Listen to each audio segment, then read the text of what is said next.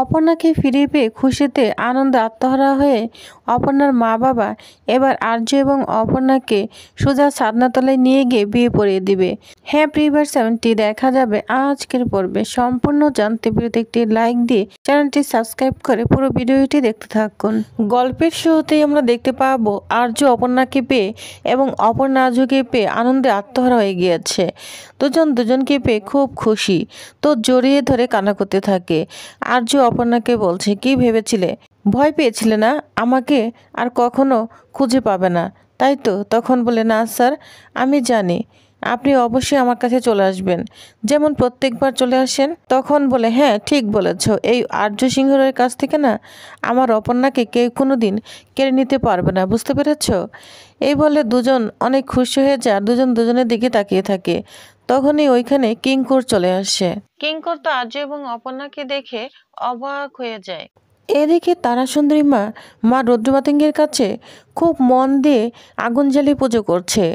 ভোর হয়ে গিয়ে আগুনটা নিবেনি, সে অনেক খুশি হয়ে যায়। তখন বলে, মা বুঝতে পেরেছি এই আগুন না আর নিববে না, প্রাণ বেঁচে যাবে। আর তখন রাজলক্ষ্মী অনেক খুশি হয়ে যায়। সেও মনে মনে বলতে থাকে, হ্যাঁ আগুনটা মনে হয় নতুন করে জ্বলে উঠল, তবে কি অপর্ণার বিপদ কমে গিয়েছে? মা গো, তুমি রক্ষা করো, মেয়েটাকে আমাদের কাছে ফিরিয়ে দাও। রাত কেটে সকাল হয়ে গিয়েছে, সব যেন বিপদ কেটে যায়, এটা বলে প্রার্থনা করতে থাকে। এদিকে অপর্ণার মা তার মেয়ের জন্য প্রার্থনা করে কান্না করতে থাকে। অন্যদিকে দেখা যায় আর্য অপর্ণাকে বলছে, কি ভেবেছিলে তুমি আমার কাছ থেকে হারিয়ে যাবে? না না, এটা কখনোই হতে পারে না। তখন অপর্ণা বলে, আর তুমি কান্না করছো কেন বলো, চোখের জল মুছে ফেলো। চোখের জল কখনোই ফেলবে না, এই আর্য সিংহরাই কিন্তু তোমার চোখের জল দেখতে পারে না। তোমাকে আগেও বলেছি অপর্ণা, চোখের জল ফেলবে না, ঠিক আছে? তখন বলে, স্যার এর জল তো আপনারই জন্য, খুশিতে আপনাকে পেয়ে। তখন আর্য অপর্ণাকে আবারও জড়িয়ে ধরে দুজন দুজনে অনেক খুশি হয়ে যায়। এদিকে দেখা যায় সবাই মিলে তো খুব মন দিয়ে পুজো করছে মা রুদ্র মাতঙ্গীর কাছে। তখনই মীরা বলতে থাকে, রাত শেষ হয়ে ভোর হয়ে গেল, তবু তো ড্রামা চলে যাচ্ছে, ওদিকে কি খবর কে জানে। মিসেস সিংহরায়ের কাছে কে ফোন দিয়েছে তো সকাল সকাল? তখনই দেখা যায় রাজলক্ষ্মী ফোনে কথা বলতে থাকে কিঙ্করের কাছে। কিঙ্কর খবর দিয়ে দেয় অপর্ণাকে ফিরে পাওয়া গিয়েছে, যা শুনে তো সে খুশিতে আত্মহারা হয়ে যায়। বলছে, কিঙ্কর তুমি নিজের চোখে দেখেছো? তখন বলে, হ্যাঁ ম্যাডাম, আমি নিজের চোখে দেখেছি। তখন বলে, ঠিক আছে কিঙ্কর, তুমি ফোন রাখো, আমি ওর মা বাবাকে খবরটা দিয়ে দিই, সবাইকেই খবরটা দিয়ে দিচ্ছি। তখন ফোনটা রেখে অপর্ণার মাকে বলে, পাওয়া গিয়েছে, আমাদের অপর্ণাকে পাওয়া গিয়েছে। যা শুনে তো অবাক হয়ে যায় অপর্ণার মা। বলছে, ম্যাডাম ঠিক বলেছেন? তখন বলে, হ্যাঁ, আর্য অপর্ণাকে নিয়ে ফিরছে। তখন অপর্ণার মা বাবা খুশিতে একদম আত্মহারা হয়ে যায়। মা রুদ্র মাতঙ্গীর কাছে প্রার্থনা করতে থাকে, বলছে, মা তুমি আমার প্রার্থনা শুনেছ, আমাদের সবার প্রার্থনাই শুনেছ, আমার মেয়ে ফিরে আসছে। তখন তারা সুন্দরী মা হাসছে, মিটিমিটি হাসছে আর পুজো করছে। সবাই তাকে অনেক ধন্যবাদ দিতে থাকে। এদিকে সবাই অনেক খুশি হয়ে যায়। অন্যদিকে আর্য অপর্ণাকে বলছে, আচ্ছা তুমি একটা কথা বলো তো, তোমার এই অবস্থা কিভাবে হয়েছিল আর তুমি কোথায় ছিলে? তখন বলে, আমাকে মেঘরাজ ধরার চেষ্টা করেছিল। তখন বলে, মেঘরাজ আমাকে বলেছে, কিন্তু তুমি কোথায় গিয়েছিলে? মেঘরাজ তো তোমাকে আটকে রাখিনি। তখন বলে, না স্যার, মেঘরাজ আমাকে ঠিকই ধরার চেষ্টা করেছে, গাড়ি চালিয়ে আমাকে নিয়ে যাচ্ছিল, সাথে মীরা ম্যাডামও ছিল। তখন বলে, হ্যাঁ মীরা আমাকে সব জানিয়েছে, ও অর্ধেক রাস্তা থেকে কোনো মতো পালিয়ে চলে এসেছে এবং কিঙ্করকে সমস্ত ইনফরমেশন জানিয়েছে, এই জন্যই তো আমরা সব জেনেছি। তখন বলে, হ্যাঁ, এরপর মাঝ রাস্তা থেকে আমি নিজেকে বাঁচানোর জন্য চলন্ত গাড়ি থেকে ঝাঁপ দেই। যা শুনে আর্য তো পুরোই অবাক হয়ে যায়। তখন বলে, তুমি যে গাড়ি থেকে ঝাঁপ দিলে কিছু তো হতে পারত।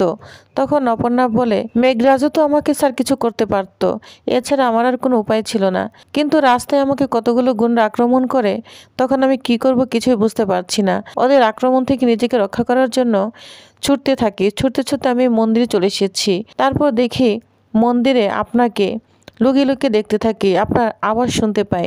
তখন ভাবতে থাকি এসেছে, আমার আর্য স্যার এসেছে। তো কল্পনায় সমস্ত ডিটেলস আর্যকে খুলে বলে। তখন বলে, বুঝতে পেরেছি, তবে এর মধ্যে যে মেঘরাজ নাই এটা ঠিক বুঝতে পেরেছি, কিন্তু কে আছে, কে বড় শত্রু, এটা তো আমাকে খুঁজে বের করতেই হবে। তখন এখানে কিঙ্কর চলে আসে, বলে, আর্য আমরা অপর্ণাকে খুঁজে পেয়েছি, এটাই তো অনেক। এখন থাক না আর্য, এটা আমরা পরে সব খুঁজে বের করব। আর অপর্ণা, তোমার মা বাবাও তো তোমার জন্য খুব চিন্তা করছে। তখন বলে, হ্যাঁ স্যার, আমার মা বাবা আমার জন্য খুব চিন্তা করছে, তাই তো স্যার।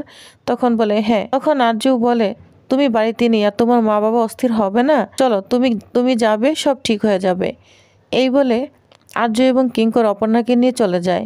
এদিকে শেফালি, সন্তু, রুম্পা সবাই তো খুব সুন্দর করে তাদের বাড়ি থেকে শুরু করে পুরো পাড়া সাজিয়েছে। এমনকি ফুল দিয়ে পুরো পাড়া সাজিয়েছে, যেন পাড়া কোনো বাড়িকে দেখাই যাচ্ছে না, শুধু ফুলই দেখা যাচ্ছে।